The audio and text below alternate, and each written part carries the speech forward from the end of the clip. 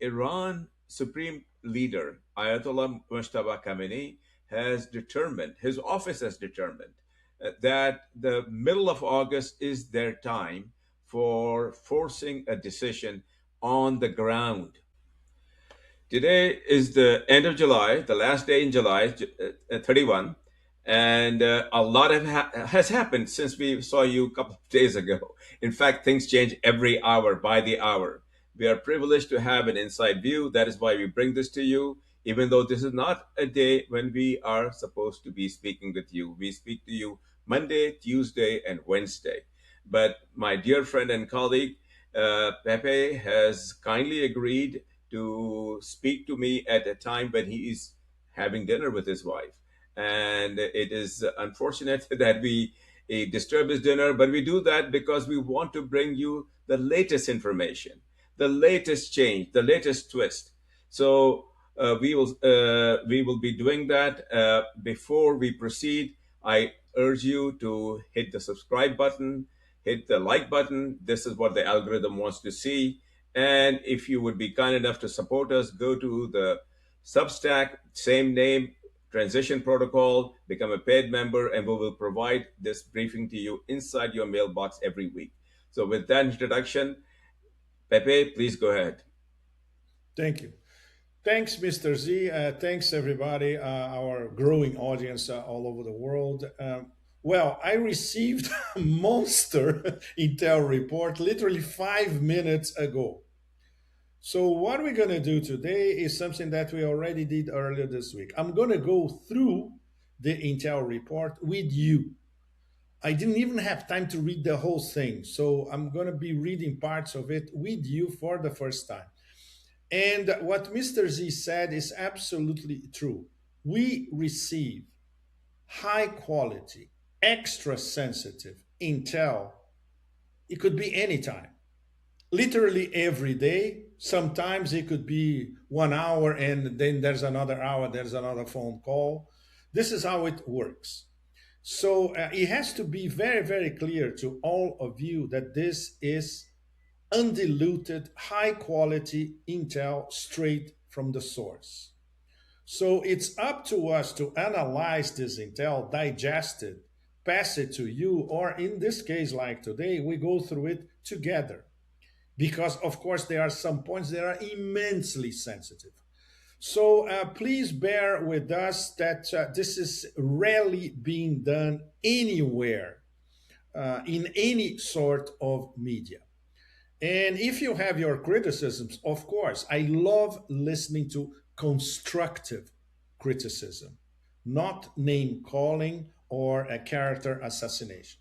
Okay, so let's get down to the nitty gritty.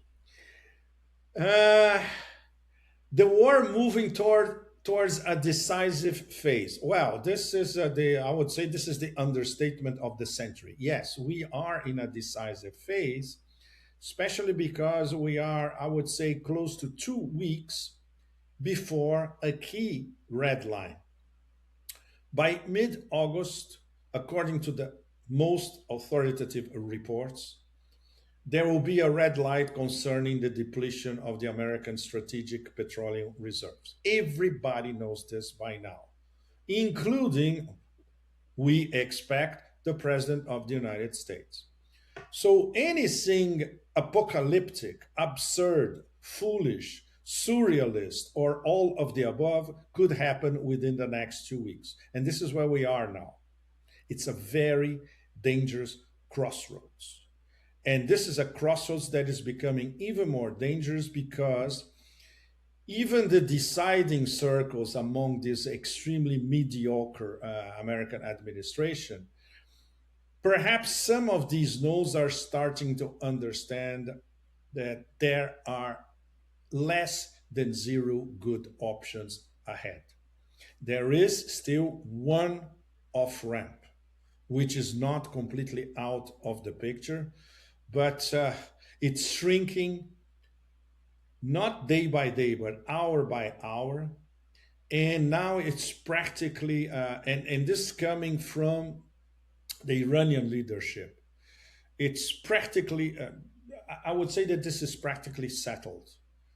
that they are not convinced that the MOU from now on will be a viable option because the Americans are breaking it from the beginning. After they signed, they broke it again. They never fulfilled a single commitment among the 14 points outlined in the MOU. And there's absolutely no trust whatsoever by leader Moshtaba Khamenei, by the members of the Supreme National Security Council, by the political leadership, Kalibaf, Arakshi, everybody else, by the Ministry of Foreign Relations, by IRGC generals, by the industrial military complex, and by 90 million Iranians, the whole Iranian population, practically, that it's absolutely impossible to have a diplomatic negotiation with the United States. And that's very complicated because it transfers the possible solution to this war to the battlefield. And once again, both wars, which are the same war, merge. This is the conclusion that the Russians finally arrived at only a few weeks ago when they discovered that the so called spirit of anchorage was buried, was dead and buried, and it was buried by the Americans. And that's what's leading, for instance, their top diplomat, the most able diplomat on the planet, Sergei Lavrov, to say that yes, this war by proxy of NATO against us in Ukraine will be decided in the battlefield. So this conclusion has been reached, we can say, with 95% or maybe 99% certainty by the deciding powers in Tehran. Okay, this is very, very important. According to our intel report, which is basically reproducing what I just told you, Tehran has concluded that Washington will not honor the Islamabad MOU. Absolutely correct. It took them a while. They gave it a chance. They signed, President Pezeshkian signed the MOU. The American president signed it. They were waiting for Americans to comply with the commitments. Nothing happened. They started a new bombing campaign against Iran less than 13 days. Now they want to start another campaign, as the vociferator in chief in Washington, Mar-a-Lago, keeps saying. So there's no room for the MOU, which means that all the hard work put on by the fundamentally Pakistani mediators, but with contributions from Qatar and Oman as well, unfortunately might be going down the drain. But this is the reality. These are established facts. This is not guesswork and this is not wishful thinking. So, the Iranian strategy, which is something that I wrote about this week, I wrote 3 columns back to back this week. Basically saying, among other things, including the new Yemen Saudi Arabia front, that according to the intel report, a deliberate campaign to make the American basing architecture across the Gulf progressively unusable before the mid-August decision point. Absolutely. It's another way of saying it that, yes, in 2 weeks, the Iranian strategy is to expel or destroy or expel Pentagon and CENTCOM from most of the Persian Gulf bases and also beyond, because that includes Erbil in Iraq and Jordan. And that's why these bases have been pounded over and over again. And the ones that are not destroyed are on the process of being completely destroyed. So when Iran attacks I would say, the brains of CENTCOM operations in Jordan, and this was a major, major hit this week, they forced the Americans to basically relocate the planning and the coordination of all their bases in the Persian Gulf to a different location. And guess where is this different location? The death cult, Israel. And what does that mean? It means that the Iranians managed to relocate the whole infrastructure ecosystem apparatus of the Americas to the locations that they wanted to be in the first place. Israel. They put Israel inside the box. This is the headline. So now they can attack all these nodes inside Israel and they know where they are at will when they want it. And sooner rather than later, they won't even have to bother about these American ecosystem scattered all across the Persian Gulf. This is a brilliant military strategy executed with perfection in a matter of only a few weeks. And this is the Pentagon, CENTCOM are absolutely bonkers about that. It's not even that meeting last Friday, 1 week ago exactly, where some generals with an IQ over room temperature told Trump about what was going on with the American bases and the fact that they have no way out. So it's getting worse and worse by the minute. So the possibility of a so-called gates of hell operation by the United States against Iran is shrinking. Of course, in this next period of 2 weeks, roughly, all sorts of absurdities can come to light. Apocalyptic, surrealist, stupid, foolish, desperate, you name it. But a big American offensive against Iran is unlikely. And they don't even have the intelligence and the hardware and the software to do it and how to conduct it properly without being counterattacked massively, which means a counterattack against Israel inside Israel. So this is only one part of what we have learned. There are another very interesting aspects which I addressed in the column that I wrote this morning, was published this afternoon, Europe Asia time zone, about the Chinese contribution to Iran. Yes, China is active, and yes, China is active via Pakistan. This is something that neither Pakistan nor China can or will be willing to admit in public because they know that Neocrassus, baboon of Barbaria, whoever you want to call him in Washington, he will go even more bonkers than he already is. But the facts, which are confirmed by our intel sources, is that everything is moving via a maritime route from China to Gwadar, port of Gwadar, which is part of the China-Pakistan Economic Corridor in the Arabian Sea. And from Gwadar, they can go to Chabahar, which is only 80 kilometers away in Iranian territory. And from Chabahar, they go through the Iranian means and channels and connectivity channels to whatever they needed all across Iran. So there is a military line, China, Pakistan, Iran. But there is a very complicating factor now, and I'm going to ask Mr. Z about what his sources are telling him about this particular issue. The Saudi Arabian so-called coalition of several Islamic Muslim nations, Arab and non-Arab, to fight Yemen again. This is one of the most stupid geopolitical moves in modern history. It's unqualifiably stupid.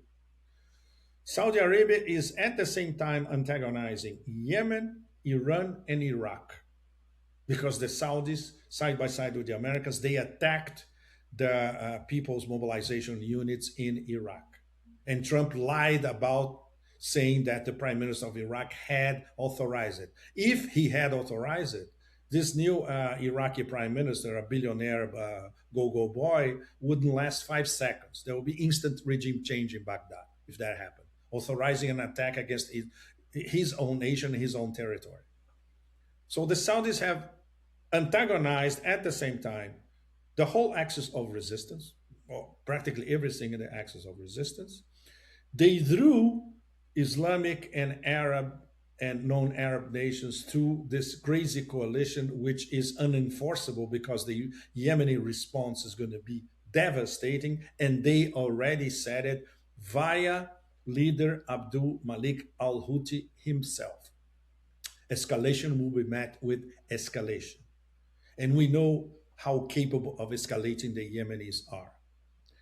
And we have three main. Have any of you heard about a Qatari navy or a Kuwaiti navy? Of course not, because they don't exist. But they are part of this coalition. But the most important thing in this whole new drama is there are three key nations that are part of the coalition: Pakistan, Egypt, and Turkey. Okay, let's start with Turkey. Turkey is NATO. If we see Turkey intervening in this attack against Yemen, which will happen, this means NATO is attacking Yemen for all practical purposes. And this means that NATO will control the coming bombing of Yemen with plausible deniability. Why? Because they will be using Saudi Arabian jets to bomb Yemeni territory.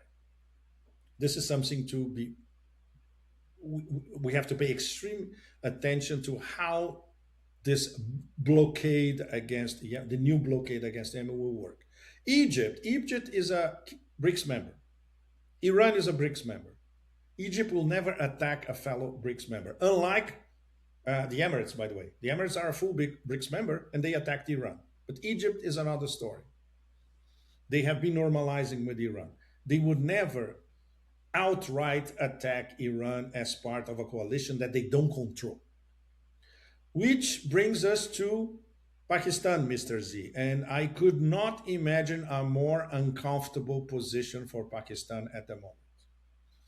Like, I read the previous intel report when one of our sources were saying that Pakistan is now involved in, if I remember his words correctly, dangerous and difficult balancing act.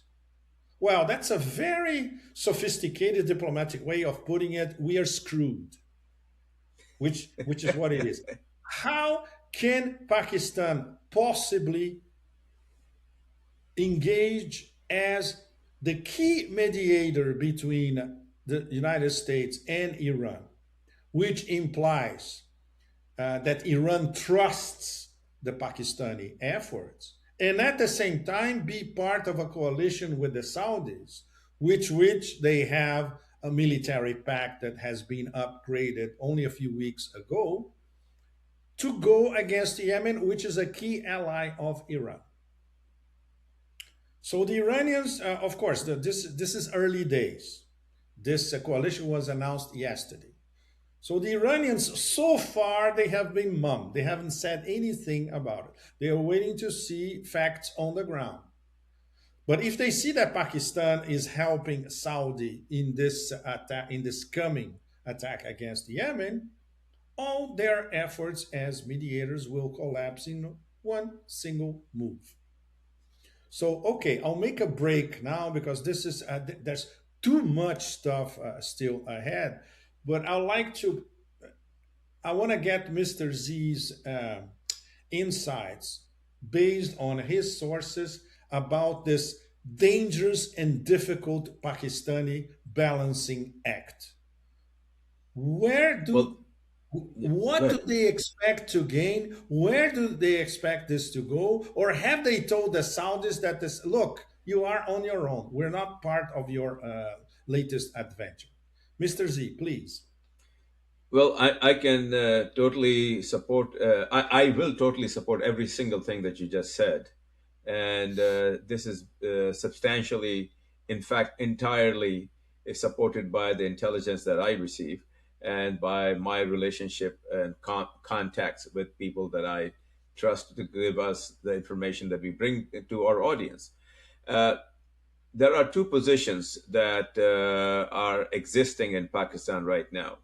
One position is totally consistent with what you just said, Pepe, which is that they totally understand that this is an unviable position for them to be in. that this is Hmm. not something that can last.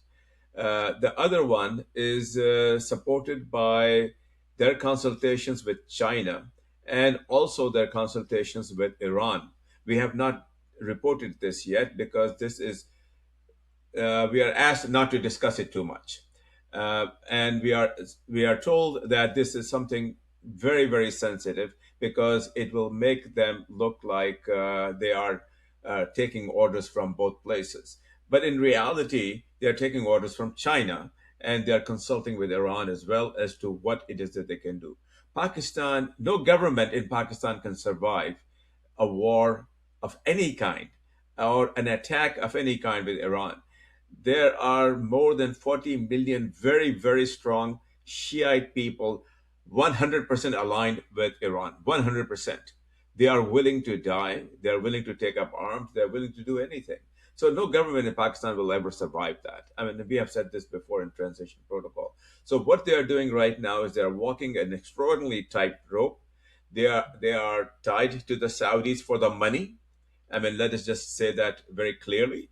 The Saudis have bailed them out because of their mismanagement of the financial situation. I don't want to get into that too much because that will annoy some of the people who are providing us intelligence that we need to receive and we need to pass on to our audience. But this is very obvious that the Saudis are giving them funds that they desperately need to get rid of their loans with the IMF and all of that. And at the same Hmm. time, they have an allegiance to Iran. So when I was speaking to them about this very issue, they were telling me that, listen, if we had anything to do against Iran, we would not be the conduit between China and Iran with the massive transfer of very sophisticated weaponry, which is Absolutely. allowing Iran to become so powerful. So, the answer to your question, Pepe, the answer that I think our audience wants is that yes, Pakistan is caught between a rock and a hard place, and Hmm. they will never, never, never attack Iran or do anything against Iran's interests, which is why Iran has so far said nothing. But would okay, I'm sorry to interrupt you. Would they, Yes, according to your sources, attack Yemen on behalf of Saudi Arabia? they have already done that in a performative way, in a limited fashion to satisfy the Saudis. They have done that already. And they are, When? When? they When? have at the same time gone and apologized. Yes, they have done No, that. when? They have When attacked. did they do that? I was told that it happened, I think, a week ago. I was told that a limited attack took place a week ago on the insistence of the Saudis. And immediately thereafter, I was told that they were there trying to arrange a conciliation. Tricky. Okay, okay. Well, I mean, who knows? I'm just reporting what I know. No, okay. But okay, this doesn't answer our question because we have not seen facts on the battlefield, on air, on the ground, on the seas as well of active Pakistani alignment with Saudi Arabia in terms of bombing Yemen. If that happens, we know that all bets are off, and we know that Pakistani's role as mediator is over. And I'm sure everybody in Islamabad and Rawalpindi is aware of that. That is not going to happen, Pepe. Whatever happened that I was informed about was very very limited and in an area where nothing, no damage was done, and it was performative to take the Saudis off their back. And immediately thereafter, I'm told there were conciliatory movements, and I'm also told that they have told the Saudis that they're not going to, that if push comes to shove, they're not going to be part of this fight because they Mhm. cannot afford it. They cannot No afford it. government in Pakistan will Absolutely. survive that. Absolutely. Absolutely. Okay, I'm going through the gigantic Intel report, but I think I tried to summarize the main points. Previously, strikes against yes. Once again, and the report comes back to the strikes across Jordan, Kuwait, Bahrain, and the Hormuz theater. Systematic base denial campaign designed to make the American military presence unsustainable. Absolutely. Uh, and this is already unsustainable. The Pentagon generals already know it. CENTCOM knows it. And the fact that they are transferring everything in terms of the brains of their West Asia operation to Israel proves that they are being expelled in real time from their own bases across the Persian Gulf. So, in terms of a geopolitical development, this is already larger than life. Nobody a few months ago could expect this to happen. And it is happening now. And it's part of the tweaked, refined tuned Iranian strategy, which is not passive anymore. And it's not strategic restraint anymore. It's a mix of strategic restraint and strategic advance. And in terms of advance, if you see it from the point of view of the IRGC industrial military complex, is something that the Iranians have been saying from the beginning: expel the US from their bases all across West Asia. And they are fulfilling it now with their reconstituted strategy. It's one step beyond the decentralized mosaic, which was a defensive strategy. The decentralized mosaic was refined, the first ideas by General Soleimani. It was also refined by direct inputs from Moshtaba Khamenei when he was not supreme leader. He was in direct contact with the IRGC top levels as well. And now the next stage is a decentralized mosaic attacking strategy. And of course, the Americans never expected that. And until a few weeks ago, there was never serious talk on American mainstream media, which is basically stenographers for anything coming from the industrial military complex and the whole Beltway, about the damage being done to their bases all across West Asia. Now they are already talking about it. And now they are, of course, everybody is absolutely redlined, right? Okay, another extra point on the okay, Saudi Arabia. Saudi Arabia spent years trying to escape Yemen. No, they didn't try to escape Yemen. So let me disagree with the report. Saudi Arabia, they did a memorandum of understanding in 2019 between Riyadh and Sana'a, which they were more or less respecting. But there was a blockade side by side with the MOU. And the blockade has been going on for over 11 years, almost 12. So what did Yemen and Iran did a few weeks ago? They broke the blockade. When there was an Iranian Airbus, Mahan Air, flying into Sana'a airport to pick up the Yemeni delegation that they would take to Iran for the funeral rites of Ayatollah Khamenei. And then another Mahan Air flight flew back to Sana'a, bringing the Yemeni delegation and some other Yemenis who were all across Iran. Full plane. And they were, and the runway of Sana'a airport was bombed by Saudi Arabia. So Saudi Arabia started the whole thing. So what everyone around the world is seeing now, this new coalition of Saudi Arabia to, okay, we need free navigation in the Red Sea. No, you broke your memorandum of understanding. You attacked the airport of Yemen, so Yemen has to respond. And now, after they, okay, you want to play with us? Don't do this with Yemenis. And the Saudis should know better than anybody.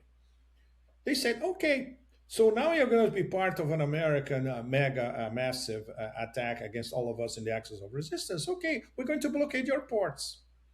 And the blockade of the Red Sea is selective. Red Sea and Bab el-Mandeb is blockaded to Saudi export of oil. And even within that, there are nuances. China. If you are a Saudi petrotanker leaving Yanbu taking energy across the Bab el Mandeb to Asia, but you're taking it to China, you can cross with no problems because Beijing and Sana have an agreement. So it's a selective blockade. So this coalition, well, it's pathetic from the start. And obviously, these are the ones that assigned to it for different reasons: vassal states, comprador elites, pitiful oligarchies, Arab, non Arab, crypto Islamic, whatever. And some that are so far away, they don't even know where Yemen is, like Nigeria and Bangladesh. What is Nigeria and Bangladesh doing in this coalition? So, once again, what do we see? We see divide and rule being played by the people who run the show. So, this is the Americans basically telling the Saudis, you have to do this because you are part of our collective, a massive offensive against the axis of resistance. So, you are going to fight Yemen again. And obviously, MBS, because he's cornered on everywhere he looks. His money is not there. His money is in London. His money is in New York. House of Saud is a nest of vipers. There are princes who will do anything to stab him in the back if they had the chance. Most of the population of Saudi Arabia hates the House of Saud. So is anybody going to help the Saudis? Nobody, anywhere. So the Americans use the Saudis to create another front against the axis of resistance against Yemen. Will they be successful? Of course not. Don't mess with Yemen. Rule number one of West Asia politics. So this is where we are at the moment, Mr. Z. And let me see if I have some extra elements. Iranian counter campaign, we talked about that. Pakistani channel, we talked about that. You gave us some very viable insights of the terrible position they are now. Iraq front. The Iraq. This is very, very important. I have a personal attachment to this because of all the years that I worked in Iraq. I went to Iraq even before shock and awe. Then I came back many times, and recently I came back twice. Not under this new, under the previous prime minister administration, and of course contacts with Hashd al-Shabi, the People's Mobilization Units. And when you go to Iraq and you travel and you get in touch with people, not outside of Baghdad. For instance, when I went to Karbala the last time, I was talking to Hashd al-Shabi members, popular. They are in the middle of everybody else because they're popular. And the name already tells it, Popular Mobilization Units. They are linked to the Ministry of Defense in Baghdad, and at the same time, they are protected by Grand Ayatollah Sistani, the most important Shiite spiritual religious authority in Iraq. And the Americans, Saudis, are picking a fight against these people. Another major bad move. There are different numbers coming from different sources, but they are theoretically and potentially even better weaponized than Hezbollah. The people mobilization units as a whole, including units that are close to Hashd al-Shabi, but they are not strictly Hashd al-Shabi. Or like Kataib Hezbollah. Kataib Hezbollah in Iraq is very smart, very well weaponized, and they are attacking the American bases in Erbil in Iraqi Kurdistan, not very far from them. So once again, this confirms that Yemeni intelligence and Iranian intelligence were correct in their assessment from the beginning. And this was explained to me by my best Yemeni friend, which is also a source because he's close to the political council in Sana'a. He said that we identified that the Americans were preparing an overall massive attack against all of us. And that was the number one explanation for Yemen starting a selective blockade of the Bab al-Mandeb, only against Saudi Arabia, because Saudi Arabia was at the front line of the American attack against all of them. So I hope this brings to all of you the interconnections of this immensely complex chessboard. But I'm trying to show to you how complex the whole thing is. You cannot reduce this with single headlines. And as Mr. Z said initially, which is absolutely correct, the situation changes by the hour. We cannot even keep up with it. We are trying our best here, at least to pass you the best possible information coming directly from the sources, which of course we then compare with what we receive from our Yemeni friends, with what we receive from Iran, etc. Okay, I think that's. I prefer to wrap it up, Mr. Z. I think Please go ahead.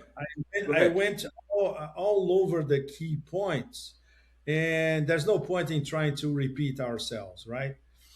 Um, Kataib Hezbollah, yes, exactly. We're talking about Kataib Hezbollah, very well weaponized in Iraq. In August, they have issued a deadline. Not many people may be aware of that, of August 6th.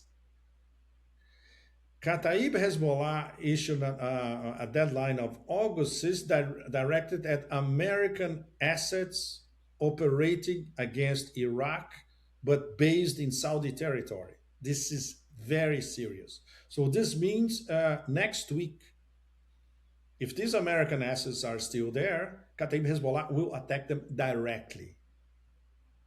Yes. And as far as the MOU is concerned, I think the only possible headline we could come up with, yes, the tiny window of opportunity is still there. Is not totally black void, but it's shrinking day by day, unfortunately. Mr. Z, please. Yes, everything that you said is completely supported by very high quality intelligence that we have brought to you, to our audience. We welcome your comments, but please understand we report as we collect the intelligence, and we do not report any information that we believe not to be fully supported by everything we know. So if Mhm. things change, it's because things on ground have changed. We are also being told by very reliable sources that Iran Supreme Leader Ayatollah Mushtaba Khamenei has determined, his office has determined, that the middle of August is their time for forcing a decision on the ground. Very significant, on the ground, which means This they are is not waiting for immensely the. important. This is a deadline to the Americans, Mr. Z. Okay, you have 2 weeks Exactly. to go back to the MOU. If you don't, you're going to Yes. suffer the Yes. consequences. Yes. Yes. So this is information we are privileged to bring to you. We believe nobody else has this information. We believe that the corporate media will never provide you this information for their own interest. And unfortunately, a lot of independent media doesn't have access to it. We are honored that people who provide us this information trust us to get it to you in as unfiltered way as possible. So the report from the Supreme Leader's office that we are very honored and privileged to have access to is that he has determined, Moshtaba Khamenei has determined that the middle of August is a time at which they would have forced a decision on the ground, resulting in only the following: either the United States agrees to their terms, which is to implement the MOU from day one, not the second day, or they will make it impossible for the United States to exist in that region in the manner that they have existed for the last 50 years. That's my bottom line. And any comment from you, Pepe, before we close? No, no, I think this is the headline for the end of our conversation. These 2 weeks ahead will decide what's going to happen to this war. Exactly, exactly. So if you like what we do, please hit the subscribe button. Please hit the like button. The algorithms want that. And if you would like this intelligence to be directly delivered to you by writing inside your mailbox, kindly go to the Substack portion of our relationship to the media and become a paid member. $5 a month will deliver We will deliver this intel to you in your mailbox every single Monday. So thank you very much for your support. We will continue to report as we get the information as quickly as we can. We are here on a Friday, even though this is not a regular day for reporting. Thank you so much, Pepe. I apologize to take you away from your dinner, but you provided Thanks, very, Mr. very Z. valuable Right, information. yes. Okay. Thanks, everybody, and see you next week. Cheers. Bye bye.